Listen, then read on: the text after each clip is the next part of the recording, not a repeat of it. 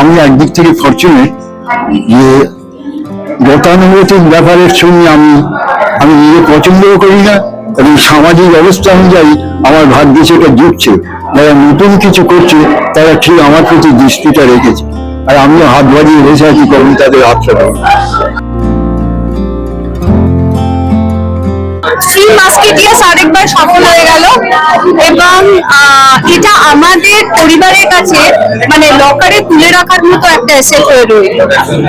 আর কি বলবো, মানে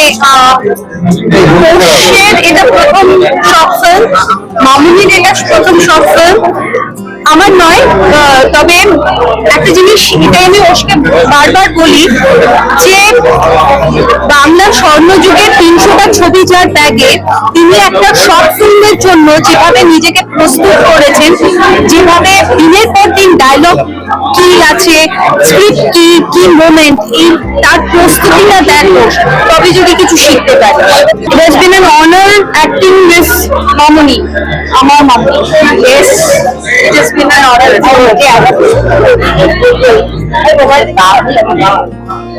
না ভালো লেগেছে।